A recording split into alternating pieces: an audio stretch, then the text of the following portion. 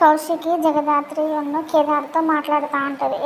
ఏమని మాట్లాడుతూ ఉంటుందంటే, బాబాయ్ పిన్ని వాళ్ళది వెడ్డింగ్ యానివర్సరీ వస్తుంది కదా, ఈసారి చాలా గ్రాండ్గా చేద్దాం అనుకుంటున్నాను అని చెప్పేసి జగదాత్రితో అంటుంది కౌశికి. అప్పుడు వాళ్ళ బాబాయ్ వాళ్ళ పిన్ని కూడా అందరూ విని ఈ మాట చాలా హ్యాపీగా ఫీల్ అవుతారు. తర్వాత కౌశిక్ అంటుంది, జ్యువెలరీ కూడా తీసుకుందామని సేటుని కూడా పిలిచాను అని చెప్పేసి అంటుంది.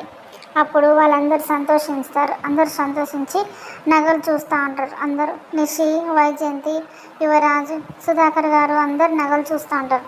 కానీ సుధాకర్ గారు మాత్రం ఒక 2-3 నగలను ఇలా చూసి హ్యాపీగా ఫీల్ అవుతా అంటే వైజయంతి నిషితో ఇలా అంటుంది, నగలు ఎవరికి తీసుకుంటున్నారమ్మి మీ మామ అని చెప్పి నిషితో అంటే, నిషిగా ఉండంటే ఇంకెవరికి, నాకే అని హ్యాపీగా ఫీల్ అవుతుంది.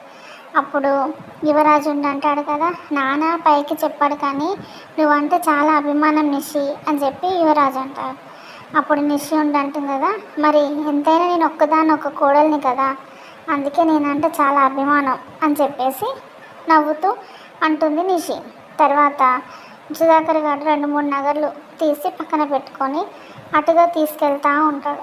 అప్పుడు పైనుంచి నిషి వైజయంతి చూసి నిషి వాళ్ళ అత్తగారితో ఇలా అంటుంది, మావయ్య గారు నగలు నాకు ఇవ్వకుండా ఎక్కడికి తీసుకెళ్తున్నారు అని అలానే చూస్తూ ఉంటారు. సుధాకర్ గారు ఆ నగలు తీసుకొని జగదాత్రి దగ్గరికి వెళ్తాడు. వెళ్ళి జగదాత్రిని చూసి షాక్ అవుతారు. షాక్ అయ్యి జగదాత్రి తీసుకోమ్మా అని చెప్పేసి నగలు ఇస్తుండగా, మావయ్య గారు అని చెప్పేసి జగదాత్రి అంటే, పర్లేదు తీసుకోమ్మా అని చెప్పేసి అని అంటాడు కదా, ఈ నగలు నీకోసమే తెచ్చాను తీసుకోమ్మా అని చెప్పేసి అంటాడు. అప్పుడు జగదాత్రి అంటుంది కదా, మావయ్య గారు ఈ నగలు ఈ ఇంటి కోడలుగా తీసుకొచ్చారా లేక నిషి అక్కగా తీసుకొచ్చారా అని చెప్పేసి అంటే, అప్పుడు నిషి పైనుంచి చూసి సుధాకర్ గారు ఏ మాట సమాధానం చెప్తాడా, కుంపదీసి ఈ ఇంటి కోడలుగా అని చెప్పి అంటాడా అనే ఒక ఉద్దేశంతో షాక్ అయ్యి అలానే మావయ్య గారు ఏం చెప్తారో చూద్దామన్నట్టుగా వైజయంతి నిషి పైనుంచి అలానే షాక్ అయ్యి చూస్తారు. కానీ సుధాకర్ గారు ఏ సమాధానం చెప్పారు, అలానే నిలబడి చూస్తూ ఉంటారు.